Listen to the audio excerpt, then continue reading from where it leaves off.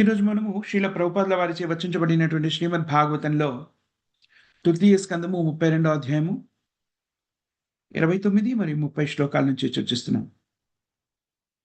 ఇక్కడ మరొకసారి మనం ఇంతకుముందు మూడో స్కందము ఆరంభ దశలో కూడాను సృష్టి మూడో స్కందంలో మొట్టమొదటి అధ్యాయం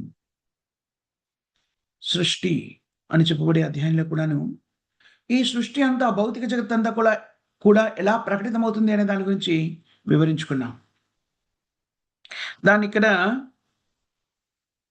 కపిలుడు మరొకసారి తల్లి దేవహూతికి అభివర్ణించి చెబుతున్నాడు. మహత్తత్వ అనేటువంటిది ఈ మొత్తం శక్తి అంతా కూడా కలిపి భౌతిక జగత్తులో ప్రకటితమైనటువంటి శక్తి అంతా కూడా మహత్తత్వం. ఆ మహత్తత్వం నుంచి మిథ్యాహంకారము ప్రకటితమవుతుంది అని మనము అధ్యయనం చేశాము. దాని నుంచే త్రిగుణాలు ప్రకటితమవుతాయి, పంచమూలకాలు ప్రకటితమవుతాయి. వ్యక్తిగత చైతన్యము, చేతన మరియు ఇంద్రియార్థములు, భౌతిక శరీరం అన్నీ కూడాను దీని నుంచే వ్యక్తిగతం అవుతాయి.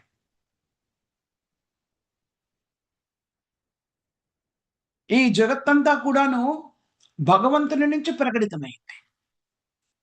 అందుకనే దీన్ని విశ్వరూపం, భగవంతుని యొక్క శరీరంగా కూడాను అభివర్ణించడం జరుగుతుంది. విశ్వరూపము దాన్నే కదా మనకు విశ్వరూప సందర్శన యోగంలో శ్రీకృష్ణ భగవానుడు అర్జునుడికి ప్రకటన చేస్తాడు. మొత్తం అంతా కూడా దాంట్లోనే ఉండిపోయింది. అర్జునుడు కృష్ణుడు ఎక్కడైతే సంభాషిస్తున్నాడో అర్జునుడు కూడా తన రథం మీద కూర్చొని కృష్ణుడు విశ్వరూపంలో ప్రకటితమవుతాడు, కనబడతాడు. అంటే విశ్వరూపము అన్నీ కూడా మిళితమై ఉన్నాయి. దేవాది దేవుడైన శ్రీకృష్ణునికి అనంతమైన నామాలు ఉన్నాయి. ఇక్కడ అభివర్ణించినటువంటి శ్లోకంలో ఒక నామాన్ని చెప్పాను. మహత్పాద. మహత్పద అంటే భౌతిక జగత్తు అంతా కూడా, భౌతిక శక్తి అంతా కూడా దాన్ని మహత్తత్వ అని కూడా పిలుస్తాం. అదంతా కూడా ఎక్కడ స్థిమితమైంది? దేవాది దేవుడైన శ్రీకృష్ణుని పాదపద్మాల దగ్గర స్థిమితమైంది. ఈ మొత్తం సృష్టి మహత్తత్వం నుంచి ప్రకటితమవుతుంది అని మనం చెప్పుకున్నాం.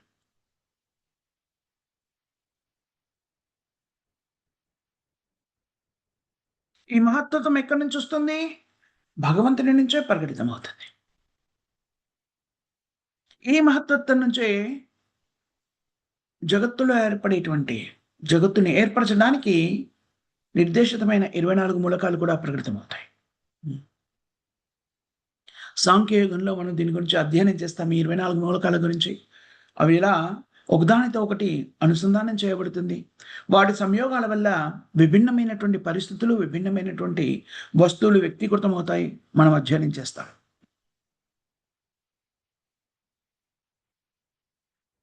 ఈ మహత్తత్వం నుంచే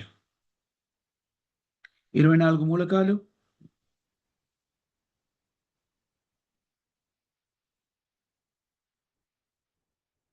జ్ఞానేంద్రియాలు, పంచేంద్రియాలు, మనస్సు,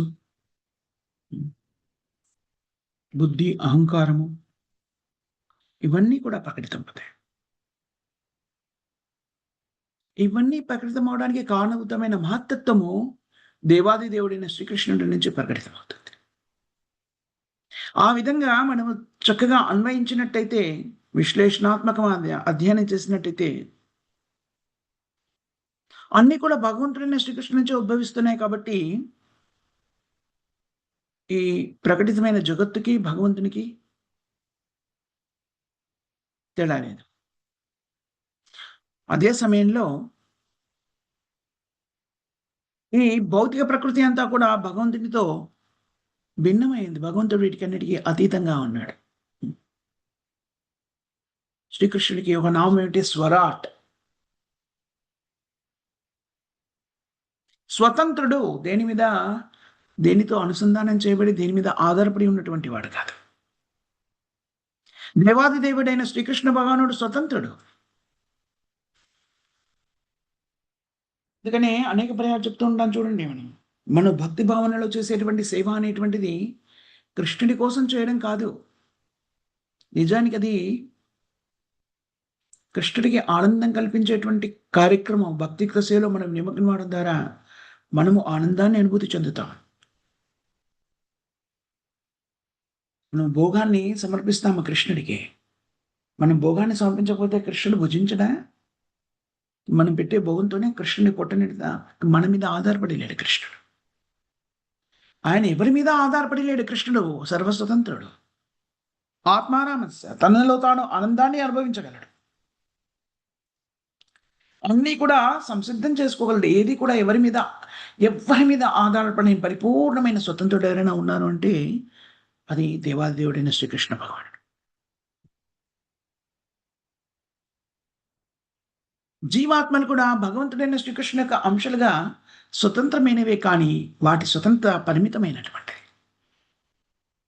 దేవాది దేవుడైనటువంటి శ్రీకృష్ణుడికి, జీవాత్మకి వీళ్ళిద్దరి మధ్య ఉన్నటువంటి స్వతంత్రత పోల్చదగినది కాకపోయినప్పటికీ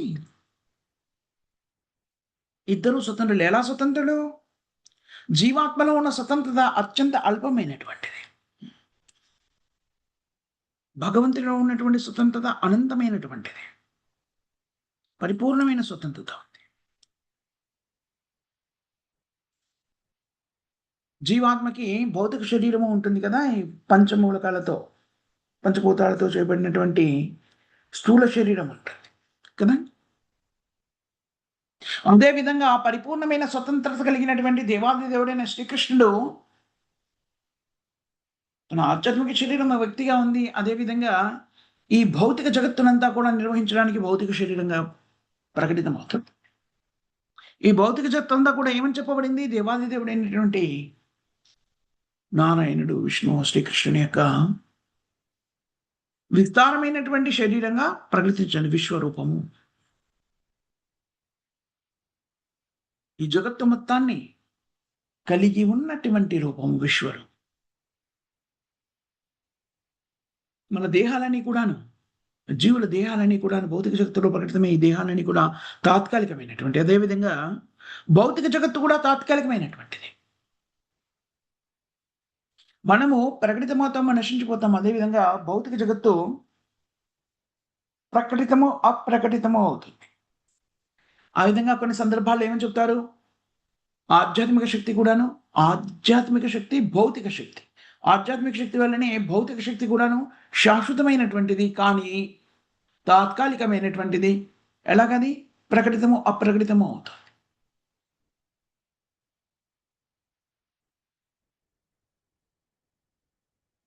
అందుకని భౌతిక ప్రకృతి విశ్వరూపం భగవంతుని దేహమైనా కూడా అది ప్రకటితము అప్రకటితము. అందుకని మనకి విశ్వరూపాన్ని ఆధ్యాత్మికము అని చెప్పలేదు, లేకపోతే దాన్ని శాశ్వతము అని చెప్పలేదు.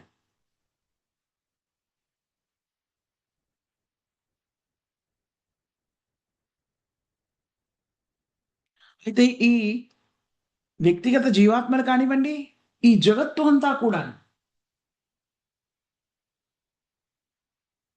విస్తృతపరిచినటువంటి ఈ జగత్తు, ఇవి రెండు కూడాను, లేకపోతే విశ్వరూపము, భగవత్ రూపము, ఇవి రెండు కూడాను మహత్తత్వం నుంచే ఉద్భవిస్తున్నాయి. ఇది అత్యంత ముఖ్యమైన అంశం. మనం అవగతం చేసుకోవాల్సినటువంటి అంశం. అందుకనే మహత్తత్వం నుంచి ఉద్భవించినవన్నీ కూడాను తాత్కాలికమైన వ్యక్తీకరణలు, భౌతికత్వంతో కూడుకున్నటువంటి.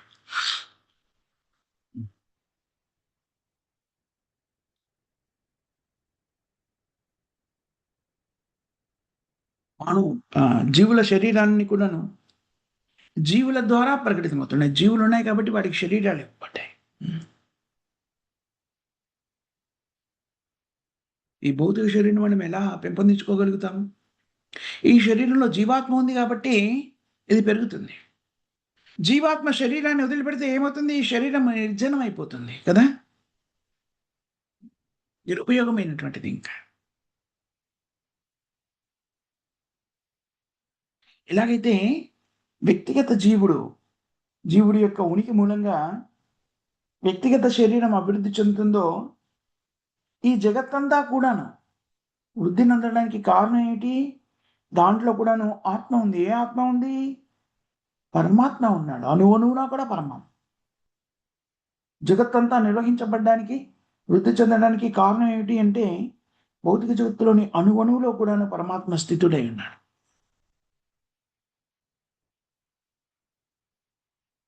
వ్యక్తిగత శరీరము, వ్యక్తిగత ఆత్మ నుంచి అభివృద్ధి చెందినట్టుగానే ఈ జగత్తంతా కూడాను, ఈ విశ్వరూపం అంతా కూడా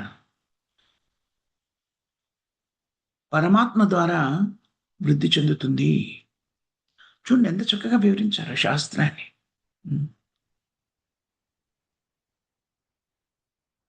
జీవాత్మకి చైతన్యం ఉంది కదా, అదే విధంగా పరమాత్మ కూడా చైతన్యవంతుడు.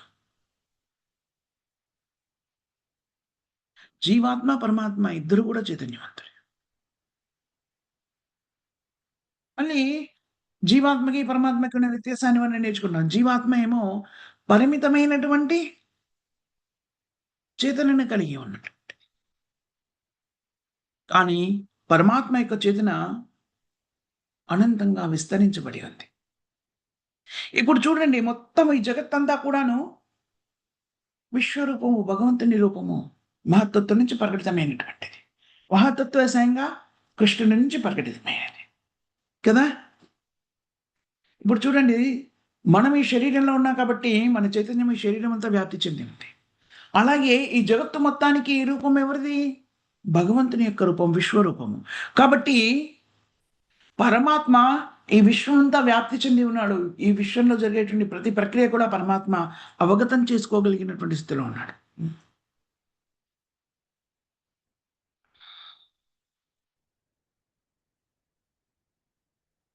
చాలా నిగూఢమైనటువంటి తత్వానికి సంబంధించిన వివరణ ఇక్కడ మనకి ప్రకటితం చేయబడుతుంది. సృష్టి ఎలా ప్రకటితమవుతుంది అనే దానికి సంబంధించి విభిన్నమైనటువంటి తత్వవేత్తలు భిన్నమైన అభిప్రాయాలు వ్యక్తీకృతం చేస్తారు. అవన్నీ కూడా మానసిక కల్పనగా తెలియజెప్పబడ్డాయి. ఆధునిక విజ్ఞాన శాస్త్రంలో అత్యంత విజ్ఞాన శాస్త్రం అని చెప్పబడేటువంటి ఆధునిక పరిజ్ఞానంలో కూడాను సృష్టికి సంబంధించిన వివరణ కేవలము ఊహతో ఏర్పరచబడినటువంటి కాల్పనికమైనటువంటిది. సృష్టి ఎలా సంభవిస్తుందంటే ఆధునిక విజ్ఞాన శాస్త్రానికి నిజంగా తెలియదు. ప్రకృతి అనేటువంటి పేరులో అన్నింటినీ మిళితం చేస్తాడు. ఏమంటారు? ప్రకృతి దానంతటి ప్రకటితమైంది అంటారు. ఎందుకు? ఎలా ప్రకటితమైంది దానంతటది? ఇంకొకటి ఏమిటి? పెద్ద విస్ఫోటం జరిగింది అంటారు. మహత్తత్వం ప్రకటితమైనప్పుడు విస్ఫోటం జరిగి ఉండవచ్చు గాక. కానీ అవన్నీ జరగడానికి, ఆ ప్రక్రియ ఏర్పడడానికి, విస్తరించడానికి వెనక పరిజ్ఞానం ఉంది, ఒక ప్రణాళిక ఉంది. అంటే ఒక వ్యక్తి ఉన్నారు, పరమసత్యం ఉంది. అది ఆధునిక విజ్ఞాన శాస్త్రానికి తెలీదు.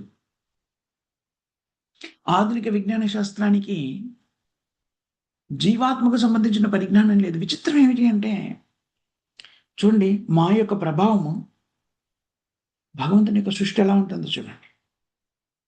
ఆధ్యాత్మిక చేతని కలిగి ఉండేటువంటి వ్యక్తి ఎవరైనా ఉన్నారనుకోండి, మన దైనందిన జీవనంలో ఆధ్యాత్మిక వేత్తలు ఉన్నారనుకోండి,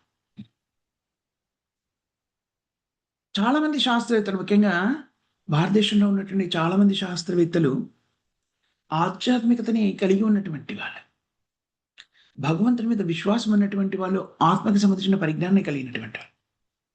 చాలా విచిత్రం ఏంటంటేనండి, ఒకే వ్యక్తి శాస్త్రవేత్త, తత్వవేత్త, ఆధునిక విజ్ఞాన శాస్త్రాన్ని అధ్యయనం చేసినటువంటి వాడు, వేదశాస్త్రాన్ని అధ్యయనం చేసి ఆత్మకి సంబంధించిన పరిజ్ఞానాన్ని సంతరించుకున్నటువంటి వ్యక్తి,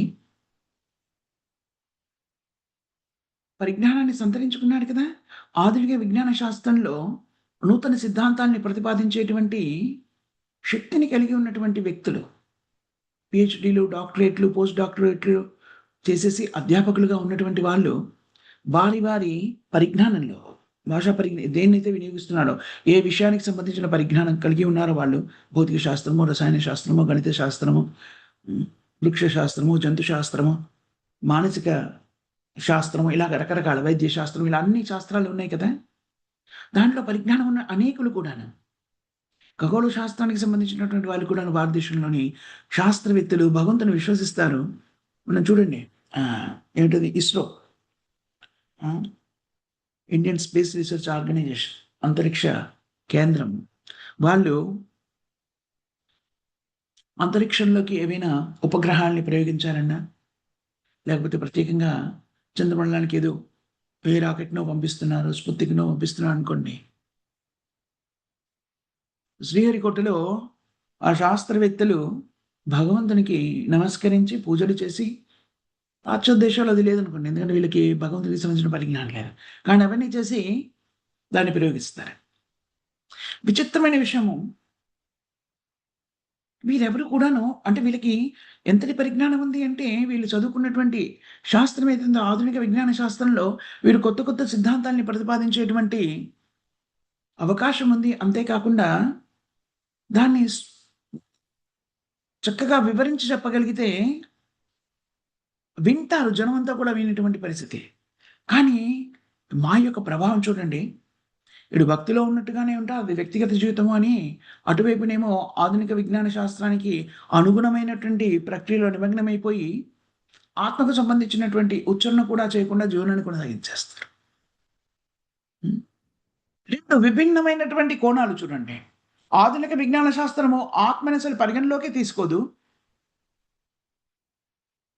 ఆధ్యాత్మిక శాస్త్రము ఆత్మతోనే మొదలవుతుంది. ఈ రెండింటిని సమన్వయం చేసుకొని జీవనాన్ని కొనసాగిస్తారు. మళ్ళీ ఏమిటంటారు? ఆధునిక విజ్ఞాన శాస్త్రాన్ని కూడాను అంతగానే ఆరాధిస్తారు. వేద శాస్త్రాన్ని అధ్యయనం చేసినట్టుగానే. హ్మ్.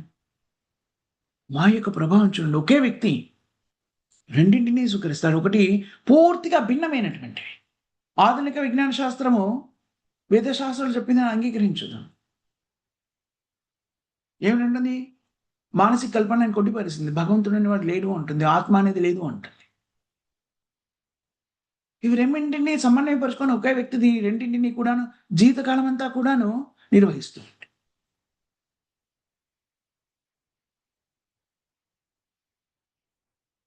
మా యొక్క ప్రభావం, భగవంతుని యొక్క సృష్టి యొక్క ప్రభావం చూడండి. మామూలుగా అయితే చూడండి, దైనందిన జీవితంలో నేను చూస్తున్నాను. మన సిద్ధాంతానికి, మన విశ్వాసానికి, మనం జీవించే విధానానికి భిన్నమైన దానితో కలిసి జీవించడము అంటే ఎక్కువ సేపు ఉండలేము దాన్ని. ఇన్‌కంపాటిబిలిటీ అంటారు చూడండి. పొంతన కుదరదు ఒకదానితో ఒకటి. దాంతోని ఎక్కువ సేపు ఉండలేము. అది వ్యక్తులు కానివ్వండి, పరిస్థితులు కానివ్వండి, స్థితులు కానివ్వండి, మన జీవన సరళికి, జీవన విధానానికి అనుగుణంగా లేని దాన్ని ఎక్కువ సేపు భరిస్తూ జీవించలేము. కానీ ఇక్కడ చూడండి, ఆధునిక విజ్ఞాన శాస్త్రవేత్తలు రెండింటిని సమన్వయపరిచి జీవితం అంతా కొనసాగిస్తారు. ఎంతోమంది శాస్త్రవేత్తలు, ప్రొఫెసర్స్‌ని నేను చూసాను. చాలా సందర్భాల్లో వీరసలు భగవంతుడి మీద విశ్వాసం లేని వాళ్ళా అనుకునేవాడిని ఆరంభ దశలో. కానీ అధ్యయనం చేస్తూ ఆ ప్రొఫెసర్‌లతోని మిత్రోత్తమం అంటే అనుబంధము అది ఏర్పడుతుంది కదా! విద్యను అభ్యసిస్తున్నప్పుడు. వాళ్ళని చూసినప్పుడు నేను కొంతమంది ప్రొఫెసర్స్ ఇంటికి కూడా వెళ్ళాను. వాళ్ళు పిలిచేవారు. వెళ్ళాను. చక్కగా ఆరాధన చేస్తారు. వైష్ణవులు ఉన్నారు, శైవులు ఉన్నారు, రకరకాలైనటువంటి తత్వాలను స్వీకరించే వాళ్ళు ఉన్నారు. మళ్ళీ ఆధునిక విజ్ఞాన శాస్త్రవేత్త ఇక్కడికొచ్చిందంటే వీళ్ళు దీని గురించి అసలు మాట్లాడరు. ఆరంభ దృష్టిలో నాకు చాలా ఆశ్చర్యంగా ఉండేది. ఏంటి ఈ రెండిటిని వీళ్ళు ఎలా సమన్వయపరుచుకుంటున్నారు? ఎలా అది సాధ్యం అవుతుంది? హ్మ్. మాయ యొక్క ప్రభావం ఎలా ఉంటుందో చూడండి. హ్మ్. అలాంటి విస్తృతమైనటువంటి జగత్తుని ఏర్పరిచిన వాడు దేవాది దేవుడైన శ్రీకృష్ణుడు. ఈ జగత్తులో జరుగుతున్నటువంటి ప్రతి ప్రక్రియ కూడాను పరమాత్మకి తెలుసును. క్షేత్ర జ్ఞాన యోగము. మనం 13వ అధ్యాయం అనుకుంటాను కదా! భగవద్గీతలో అధ్యయనం చేస్తాం కదా మనం.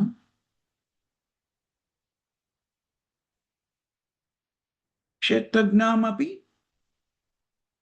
క్షేత్రజ్ఞాం చాపి మాం విద్ధి. దేవాది దేవుడైనటువంటి శ్రీకృష్ణ భగవానుడు పరమాత్మగా అన్ని చోట్ల వ్యక్తిగతమైనాడు కాబట్టి ఇదంతా కూడాను, ఈ జగత్తంతా కూడాను విశ్వరూపము, భగవంతుని యొక్క శరీరం. మన శరీరంలో చూడండి, మనము మనం ఈ శరీరాన్ని కలిగి ఉన్నాం కదా జీవాత్మగా. ఈ శరీరం మీద మనకంతా కూడాను మన మన జీవాత్మ యొక్క ఉనికిని మనం ఎలా చూడగలుగుతాము? చైతన్యం ద్వారా కదా. ఆ చైతన్యము శరీరం అంతా వ్యాప్తి చెంది ఉంది. అందుకని మన మొత్తం శరీరంలో ఎక్కడ ఏం జరిగినా కూడా మనకు తెలిసిపోతుంది. మామూలుగా కూర్చొని ఉన్నాము, దాన్ని పట్టించుకోకుండా ఎక్కడో చిటికన వేలికి, కాలి చిటికన వేలికి ఎక్కడో చీమ కుట్టింది అనుకోండి, వెంటనే మనకు తెలిసిపోతుంది. మనం చూడట్లేదు, దాని గురించి ఆలోచించట్లేదు. మనము అనేటువంటిది మన ప్రాథమికంగా అనర్గళంగా కార్యక్రమాల్లో నిర్వహణలో ఉండేటువంటి ముఖం కానివ్వండి, కళ్ళు కానివ్వండి, ఇవన్నీ కూడాను ఆ చిటికెన వేలికి చాలా దూరంలో ఉన్నాయి. సో దాని గురించి మనం పట్టించుకోవట్లేదు. కూర్చున్నామో లేకపోతే పడుకొని ఉన్నామో ఎక్కడో చివరిన ఎక్కడికో ఉంటుంది అది. అయినా సరే చీమ కుట్టింది అనుకోండి, వెంటనే తెలిసిపోయింది. మనకి ఎలా తెలిసిపోయింది? చైతన్యం మూలంగా తెలిసిపోయింది. జీవాత్మ ఉంది కాబట్టి జీవాత్మ యొక్క ఉనికిని మనం చైతన్యం ద్వారా, ఎలాగైతే జీవాత్మ ఈ శరీరంలో ఉన్నప్పుడు శరీరం మీద జరుగుతున్నటువంటి ప్రతి ప్రక్రియ కూడాను జీవాత్మకి ఎలా అవగతమవుతుందో, అదే విధంగా ఈ జగత్తంతా కూడాను భగవంతుడైనటువంటి శ్రీకృష్ణుని యొక్క రూపము, విశ్వరూపము, భగవంతుని దేహం. కాబట్టి ఎక్కడ ఏం జరిగినా కూడాను తక్షణం కృష్ణుడికి తెలుసు.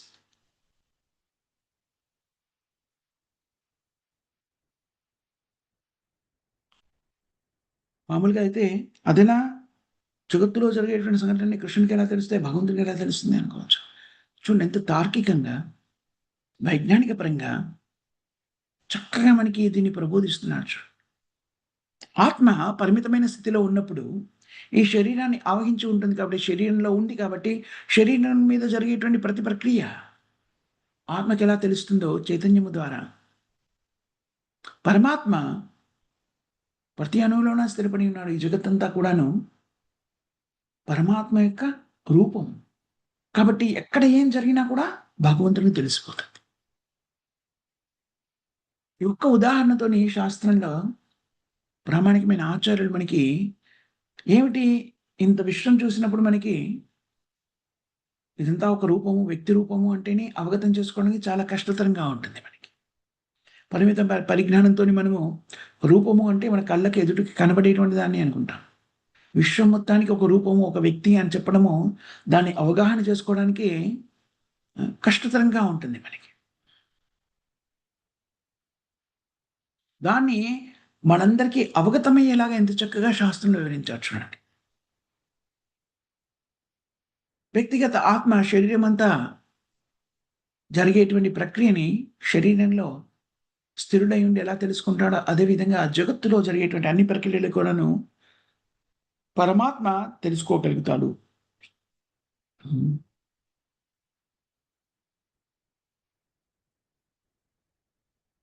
ఈ విధంగా ఈ జగత్తు అంతా కూడా ఎలా నిర్వహించబడుతుంది అనే విషయాన్ని మనకి వేదశాస్త్రాలు ప్రబోధిస్తున్నాయి. అందుకనే బుద్ధి కుశలత కలిగినటువంటి వ్యక్తులు ఈ పరిజ్ఞానాన్ని ఎలా స్వీకరించగలుగుతారు? పరిపూర్ణమైన పరిజ్ఞానం. ఈ పరిజ్ఞానము విన్నా కూడాను అందరూ స్వీకరించలేరు. ఎందుకని?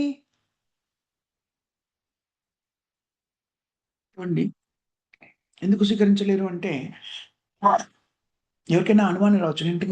ఏమిటంటే విద్యావేత్తలైనటువంటి వాళ్ళు, పరిజ్ఞానాన్ని సంతరించుకున్నటువంటి వ్యక్తులు ఇంత స్పష్టంగా చెప్పినా ఎందుకు అవగతం చేసుకోలేరు అంటే, కొన్ని సిద్ధాంతాలు ఉంటాయి. అందరూ చెప్పేస్తుంటారు. నానుడిగా, వినికిడిగా చెప్పేస్తూ ఉంటారు. కానీ దాన్ని వివరించలేరు, అర్థం కాదు. ఉదాహరణకి E=mc², కాస్తో కూస్తో విద్యను అభ్యసించిన ప్రతివాడికి కూడా ఆధునిక విజ్ఞాన శాస్త్రంలో విద్యను అభ్యసించిన ప్రతివాడికి కూడా ఈ సూత్రం అనేటువంటిది విని ఉంటాడు కనీసం ఎప్పుడో ఒకసారి. చదువుకొని ఉంటారు కొందరు, కొందరు వినైనా ఉంటారు. ఐన్స్టీన్ ప్రతిపాదించినటువంటి ఒక గొప్ప సిద్ధాంతం, శక్తికి మూలం ఏమిటి అనేటువంటి దాన్ని, శక్తి ఉద్భవానికి కారణమైనటువంటి సిద్ధాంతాన్ని ప్రతిపాదించు. కానీ చాలామంది చెప్తుంటారు ఈ సూత్రాన్ని E=mc² అంతే. అంటే ఏమిటి? ఎలా వస్తుంది? దాంట్లో ఈ అంటే ఏమిటి? ఎం అంటే ఏంటి? సి అంటే ఏమిటి? అవి ఎలా ఉత్పన్నమవుతాయి? దాని మొత్తం అంతా వివరణ చెప్పమంటే చాలామంది చెప్పలేకపోవచ్చు. అదే విధంగా చాలామంది ఏంటి, కొద్ది మంది మాత్రమే నిజానికి చెప్పగలరు దాన్ని స్పష్టంగాను. హ్మ్. అదే విధంగా వేదశాస్త్రాల పరిజ్ఞానాన్ని వింటూ ఉన్నా కూడాను వ్యక్తులు అవగతం చేసుకోలేరు. అది ఎప్పుడు సాధ్యమవుతుంది? దాన్ని అవగతం చేసుకొని జీర్ణించుకునేటువంటి శక్తి ఎప్పుడు లభిస్తుంది వ్యక్తులకి? భక్తియుక్త సేవలో నెలకొన్నప్పుడు మాత్రమే లభిస్తుంది. భక్తియుక్త సేవలో నెలకొనకుండా దీన్ని అధ్యయనం చేస్తే ఇది అవగతం కాదు. వేదేషు దుర్లభం అదుర్లభం ఆత్మభక్తో. చూడండి శ్రీకృష్ణ భగవానుడు మనకి ప్రబోధించినటువంటి వేదాలన్నీ ఉన్నాయి. అక్కడే ఉన్నాయి. ఎదురుగా ఉన్నాయి. కనిపిస్తున్నాయి. శ్రీకృష్ణ భగవానుడు భౌతిక జగత్తులో ప్రకటితమైనప్పుడు ఎదురుగా కనబడుతున్నాడు. అందరికీ కనబడుతున్నారు. కానీ కొద్దిమంది మాత్రమే కృష్ణుడు దేవాది దేవుడు అని గ్రహించగలిగారు. అలాగే ప్రవర్తించిన మిగిలిన వాళ్ళంతా ఏమనుకున్నారు? మాలో ఒకడు మామూలు మనిషి అని. ఇంకా ఏదైనా అంటే కొన్ని మంత్రాంతాలు తెలిసిన వాడు కొంత కొంత యోగశక్తిని కూడా సంప్రాప్తించుకున్నట్టుంది అని అనుకున్నారే కానీ, మరికొందరైతే మూర్ఖతతోని ఇంద్రజాలం తెలిసినవాడు అనుకున్నటువంటి వాళ్ళు కూడా.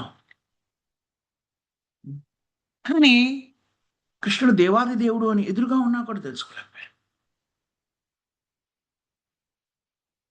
అదేవిధంగా ఈ పరిజ్ఞానం అంతా కూడా వేదశాస్త్రంలో చెప్పబడింది అయినప్పటికీ ఎవరు తెలుసుకోగలుగుతారు? పరిపూర్ణమైన విశ్వాసంతోని భక్తియుక్త సేవలో నెలకొన్నటువంటి వ్యక్తులు మాత్రమే. భక్తియుక్త సేవ అంటే ఎవరికి పడితే వాళ్ళకి చేసేటువంటి సేవ భక్తియుక్త సేవ కాదు. మనం అనేక పర్యాలు ఇంతకుముందు చెప్పుకున్నాం. భక్తియుక్త సేవ అనేటువంటిది కేవలము భగవంతుని కోసం నిర్వహించేటువంటి సేవ. నారాయణుడు, విష్ణువు, ఆది విష్ణువు శ్రీకృష్ణుడు కోసం నిర్వహించేటువంటి సేవ, పరిపూర్ణమైన విశ్వాసంతోని చేసేటువంటి సేవ, ప్రేమపూర్వకంగా చేసేటువంటి సేవ భక్తియుక్త సేవ అంటే.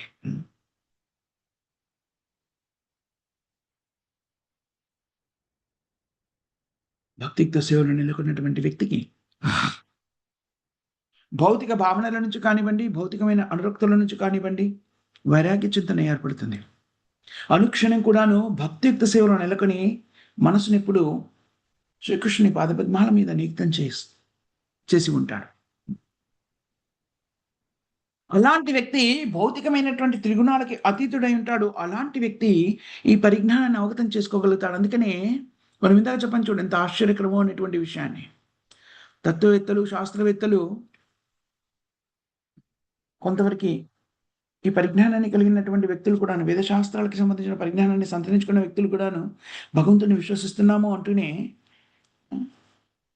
దీన్ని దైనందిన జీవితంలో వారు ఉద్యోగంగా, జీవనోపాధిగా స్వీకరిస్తున్నటువంటి అధ్యాపక వృత్తి కానీ, ఇతరాత్ర వృత్తుల్లో ఉన్నప్పుడు, శాస్త్రవేత్తలుగా ఉన్నప్పుడు దీన్ని ప్రతిపాదించలేకపోతున్నారు. ఇది నాకు చాలా సందర్భాల్లో ఆశ్చర్యాన్ని కలిగించేటువంటి విషయము. కానీ దాని సమాధానం మనకి వేదశాస్త్రాల్లో చెప్పబడింది. ఆరంభ దశలో దీన్ని అధ్యయనం చేస్తున్నప్పుడు ఈ ఈ అనుమానము తొలిచేస్తుండేది. ఎందుకని వీళ్ళు మరి 2 తెలుసును కదా!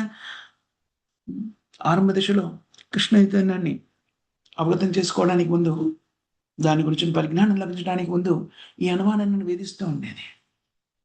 ఈ అధ్యాపకుడు కానివ్వండి, విద్యావేత్త కానివ్వండి, శాస్త్రవేత్త కానివ్వండి, మందిరానికి వెళ్తారు, భగవంతుడిని పూజిస్తారు, అన్నీ చేస్తారు. మనము ఆధునిక విజ్ఞాన శాస్త్రాన్ని చదివినప్పుడు అదేమో ఆత్మకి, భగవంతునికి చాలా దూరంగా ఉంటుంది.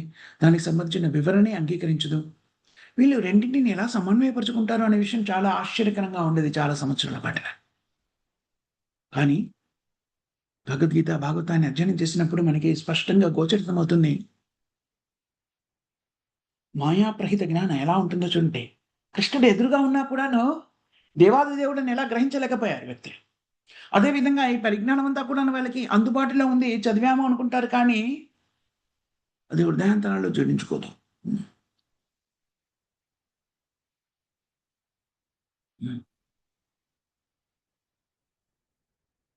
కానీ ఇక్కడ ఈ విషయాన్ని ప్రబోధిస్తూ ఇక్కడ మనకి నిరాకార బ్రహ్మజ్యోతిని ఆశ్రయించేటువంటి వ్యక్తులు కానివ్వండి, విభిన్నమైన యోగ పద్ధతులు అష్టాంగ యోగం అని చెప్పుకుంటాం కదా!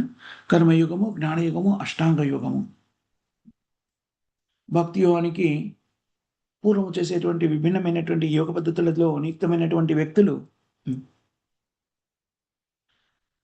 పరిపూర్ణమైన పరిజ్ఞానాన్ని, భక్తియుక్త సేవకు సంబంధించిన పరిపూర్ణమైన పరిజ్ఞానాన్ని అవగతం చేసుకోలేరు. భగవంతునికి సంబంధించిన పరిజ్ఞానము, తమకు సంబంధించిన పరిజ్ఞానం పరిపూర్ణంగా అవగతం చేసుకోగలిగినటువంటి ఏకైక వ్యక్తులు ఎవరైనా ఉన్నారు అంటే, భక్తియుక్త సేవలో నియుక్తమైనటువంటి విశుద్ధమైన భక్తులు మాత్రమే దీన్ని పరిపూర్ణ కృష్ణ చైతన్యంలో నిమగ్నమైనటువంటి వ్యక్తులు. వాళ్ళు మాత్రమే దీన్ని అవగతం చేసుకోగలుగుతారు.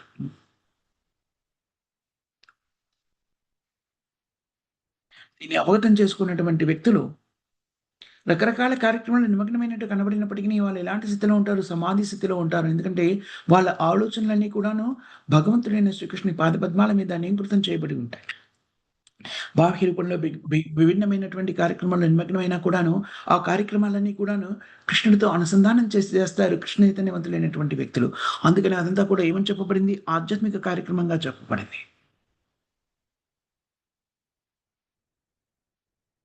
అలాంటి వ్యక్తులు భక్తియుక్త సేవలో పరిపూర్ణంగా అనియుక్తమైనటువంటి వ్యక్తులు ఈ భౌతిక జగత్తు యొక్క ప్రకటితము, అప్రకటితమైన స్థితుల గురించి, ఈ భౌతిక జగత్తుకి మూల కారణం ఏమిటి అనే దాని గురించి అవగతం చేసుకోగలుగుతారు. ఈ విషయానికి సంబంధించిన పరిజ్ఞానము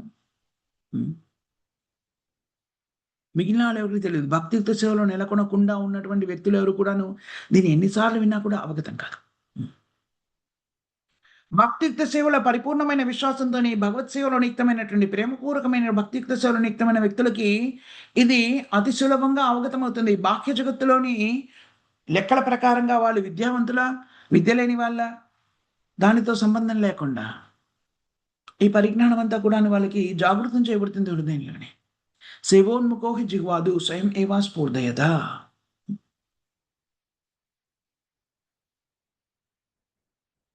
సమాధి స్థితి అనుక్షణం కూడా మనసుని భగవంతుని పాదపద్మాల మీద నియంత్రితం చేసి తమ కార్యక్రమాన్ని నిర్వర్తించేటువంటి కృష్ణ చైతన్య జీవన విధానం మనకి అదే ప్రబోధిస్తుంది. నిర్బంధే కృష్ణ సంబంధే. మనం చేసే ప్రతి ప్రక్రియని కృష్ణునికి అనుసంధానం చేసి నిర్వహించడం అనే ప్రక్రియ మనకు ప్రబోధించబడుతుంది. కృష్ణ చైతన్యం అదే ప్రబోధిస్తుంది. అందుకని పరిపూర్ణమైన విశ్వాసంతో మనము కృష్ణ చైతన్యాన్ని మన జీవితంలోకి అన్వయించుకోవాలి. అది అన్వయించుకోవడం అంటే ఏమిటి? నిర్దిష్టంగా కృష్ణ చైతన్యానికి సంబంధించినటువంటి పరిజ్ఞానాన్ని కృష్ణుడు భగవద్గీత ద్వారా మనకి అందించారు. సర్వధర్మాన్ పరిత్యజ్య మామేకం శరణం వ్రజ అహం పాస్ సర్వ పాపేభ్యో మోక్షయిష్యామి మా శుచ. దాన్ని ఆచరించే విధానము తానే మళ్ళీ కలియుగంలో చైతన్య మహాప్రభుగా ప్రకటితమై దాన్ని ఆచరించి మనకు చూపించారు. మనం ఆచరించడానికి అనుగుణంగా నియమాల రూపంలో దాన్ని మనకు అందించారు. పరంపరానుగతంగా అనుయాయులు, ప్రామాణికమైన ఆచార్యులు ఈ నియమాలని మన దాకా తీసుకొని వచ్చి ఇచ్చారు. అలా ప్రకటితం చేసిన పరంపరలోని విశుద్ధమైన భక్తులు శ్రీల ప్రభుపాదుల వారు ఈ నియమాలని మనకు అందించారు. ప్రభుపాదుల వారిచే అందించబడినటువంటి చైతన్య మహాపురుషు ప్రబోధించబడినటువంటి ఈ నియమాలని నిర్దిష్టంగా మన జీవనంలోకి అన్వయించుకోవడం ద్వారా మనం కృష్ణ చైతన్య జీవనాన్ని కొనసాగించగలుగుతాము. జీవితం అంతా అలాంటి జీవనాన్ని కొనసాగించినట్టయితే అతి సులభంగా మనం జన్మమృత్యు జరవా చక్రబంధం నుంచి బయటపడగలుగుతాము. ఆధ్యాత్మిక పురోగతిని సాధించగలుగుతాం. పాటించవలసిన నియమాలు ఏమిటి? హరే కృష్ణ కృష్ణ కృష్ణ హరే హరే, హరే రామ రామ రామ హరే హరే. ఈ మహామంత్రాన్ని నిష్ఠగా జపించడం. 108 సార్లు ఈ మంత్రాన్ని జపిస్తే ఒక జపమాల అవుతుంది. కనీసం 16 జపమాలు అనిత్యము జపించవలను. ఎలాంటి నియమ నిబంధనలు లేకపోయినప్పటికీ ఇవ్వబడిన సూచన ఏమిటి? ఈ నామాన్ని జపిస్తున్నప్పుడు మన చెవులతో మనము ఈ నామాన్ని జాగ్రత్తగా వినాలి. కృష్ణునికి నివేదించినటువంటి భోగాన్ని కృష్ణ ప్రసాదంగా స్వీకరించాలి. అది మాత్రమే భుజించాలి. భక్తుల సాంగత్యంలో జీవనాన్ని కొనసాగిస్తూ నిత్యం భాగవత సేవ ప్రతిరోజు కూడా భగవంతుని యొక్క దివ్యమైన లీలని శ్రవణం చేయడం, కీర్తన చేయడంలో నిమగ్నమవడం ద్వారా మనం భక్తియుక్త సేవలో నెలకొన్నటువంటి వాళ్ళమవుతాము. అలా కృష్ణ చైతన్య జీవన విధానాన్ని మన జీవితంలోకి అన్వయించుకొని అనిత్యము దాన్ని పాటించినట్టయితే, జీవితం అంతా కూడా నిష్ఠాపూర్వకంగా దాన్ని పాటించినట్టయితే అతి శీఘ్రంగా అన్ని రకాల భౌతిక కల్మషాల నుంచి బయటపడిపోయి భక్తియుక్త సేవలో స్థిరత్వంతో నెలకొనగలుగుతాము. ఇప్పుడు ఈ పరిజ్ఞానం అంతా కూడాను భగవత్ కృపచే, కృష్ణుని కృపచే మన హృదయంలో ప్రకటితమవుతుంది. ఇది మనము గ్రహించవలసిన ముఖ్యమైన అంశం ఈనాటి శ్లోకాల్లో. ఇక్కడ మనం ఆపేద్దాం. మాతాజీ అండ్ ప్రభుజీ, సరళమైన క్వశ్చన్స్ కానీ, కామెంట్స్ కానీ, కరెక్షన్స్ కానీ ఉన్నాయా? హరే కృష్ణ ప్రభుజీ, దండవత్ హరే కృష్ణ. ప్రణామాలు. దండత్ ప్రణామమ్మా. రోజు క్లాసు చాలా చాలా చాలా బాగుందండి. ఇంకొకసారి వినాలనుంది. వీలైతే దాంట్లో పెడతారు వాట్సాప్ లో. అంటే పోస్ట్ చేస్తానమ్మా నేను. చాలా చాలా బాగుంది. చాలా కృతజ్ఞతలు అండి. హరి హరి బోం. ఆల్ గురు శ్రీల ప్రభుపా. హరే కృష్ణ ప్రభుజీ, దండవత్ ప్రణామం ప్రభుజీ. ప్రణామమ్మా. ప్రభుజీ, ఈ రోజు నాగమణి మాతాజీ పుట్టినరోజు ప్రభుజీ. హరి బోల్. ఉన్నారా నాగమణి మాతాజీ? ఉన్నారమ్మా మన క్లాస్లో ఇప్పుడు? తెలియదు ప్రభుజీ, అంటే మణి అని ఇద్దరు 2-3 పేర్లు ఉన్నాయి ప్రభుజీ. ఎవరు నాగమణి మాతాజీ అనేది నాకు తెలియదు ప్రభుజీ. ఓకే. నాగమణి మాతాజీ, మీకు కృష్ణ చైతన్య జన్మదిన శుభాకాంక్షలు. హరి హరి ఓం. మాతాజీ ఎవరో తెలియకుండా, ఉన్నారో లేదో తెలియకుండా ఇంకా ఇంకా ముందుకెళ్ళడం సబబు కాదు. ఇంత మాతాజీకి విషయం చెప్పి ఇక్కడ ముగించేసేద్దాం మరి. సరే Prabhuji. Krishna conscious happy birthday Nagamani Mataji. Hari Hari ఇది ఓం. నాది కాదండి, నాదైతే జూన్ 2 అండి. జూన్ 2. ఇది మరి జూన్ 2 మాతాజీ ఈరోజు. జూన్ 2 జూలై జూలై అనుకుంటున్నానండి. నేనే మర్చిపోయినట్టున్నాను ప్రభుజీ. పర్వాలేదు, మీరు ఆ, పుట్టినరోజు ఇలాంటివన్నీ మర్చిపోతున్నారు అంటే ఉత్తమమైన ఆధ్యాత్మిక స్థితిలో ఉన్నారు. ఇవన్నీ కూడా ముఖ్యమైన అంశాలు కావు. హరినామాన్ని ఒకటి గుర్తుపెట్టుకున్నారు అంటే పర్ఫెక్ట్. ఆ, సో ఇది మీ బర్త్డే అయితే, ఒకవేళ కనుక ఈరోజు మీది అయినా కూడాను మీకు కృష్ణ చైతన్య జన్మదిన శుభాకాంక్షలు మాతాజీ. పర్వాలేదు. హరి హరి బోల్. Thank you Prabhuji. Hare Krishna. Hari Hari boll. So ఇంకెవరికి ఏమి క్వశ్చన్స్ కామెంట్స్ లేకపోతే ఈనాటి కార్యక్రమాన్ని ఒకసారి మనం పునరావృతం చేసుకునే ప్రయత్నం చేద్దాం. ప్రభుజీ, 7 గంటల బర్త్డే సాంగ్ ప్రభుజీ. నాగమణి మాతాజీ, మణి మాతాజీ అంటున్నారు కదండి. ఏంటమ్మా? బర్త్డే సాంగ్ పాడదామండి మాతాజీ కోసము. మణి మాతాజీ అంటున్నారు కదండి, ఆమె బర్త్డే 2 జూన్ అంటున్నారు కదండి. సరే పాడండి. Okay Prabhuji. Hare Krishna.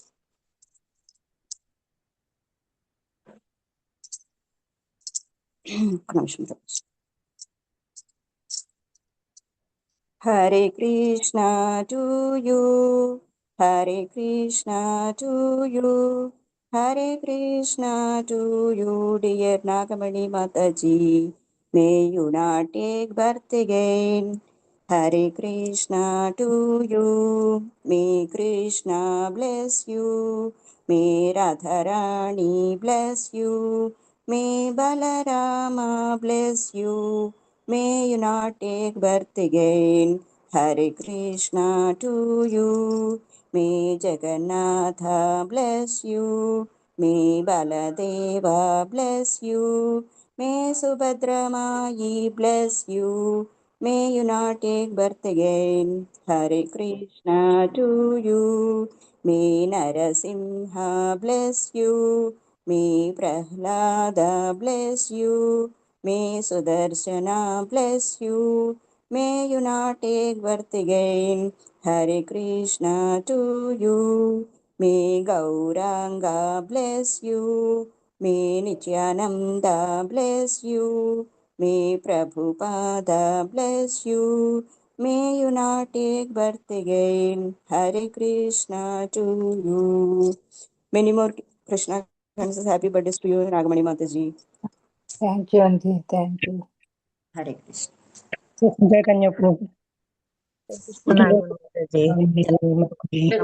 Happy Krishna conscious birthday wishes Mataji. Hari Hari బోల్. హరి హరి బోల్.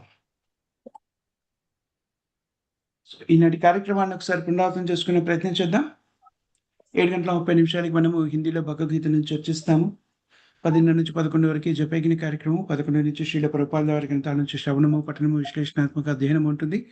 దాని తర్వాత మళ్ళీ సాయంత్రం 5:30 నుంచి 6:30 వరకు బృహద్ భాగవతామృతం చర్చిస్తాము. 6:30 నుంచి 7 వరకు మళ్ళీ జపయజ్ఞ కార్యక్రమాన్ని నిర్వర్తించుకుంటాము. కాబట్టి భక్తులంతా కూడాను ఈ కార్యక్రమాల్లో భాగస్థులై రోజంతా కూడా కృష్ణ చైతన్యంతో గడపవలసిందిగా విజ్ఞప్తి. ప్రేమిదని ఎవరు చెప్తారమ్మా? జగద్గురు శ్రీల ప్రభుపాదికి హరినామ సంకీర్తన్ కి నమాచార్య హరిదాస్ ఠాకూర్ కి సమవైత భక్త బృంద్ కి సంతనా శ్రీమద్ భాగవతం కి అఖిల ప్రభుపాదికి. Thank you very much Mataji and Prabhuji. Srila Prabhupada వారి గ్రంథాలను చర్చించే అవకాశం కల్పించిన మీ అందరికి కూడా హృదయపూర్వక కృతజ్ఞతలు, ధన్యవాదాలు. హరే కృష్ణ. హరే కృష్ణ కృష్ణ ప్రభుజీ. ప్రభుజీ దండోత్ప్రణామాలు ప్రభుజీ. హరే కృష్ణ ప్రభుజీ హరే కృష్ణ ప్రభుజీ దండోత్ ప్రణామం. దండత్ ప్రణామ్ మాతాజీ. ప్రభుజీ దండవత్ ప్రణామ్. హరే కృష్ణ మాతా దండత్ ప్రణామ్.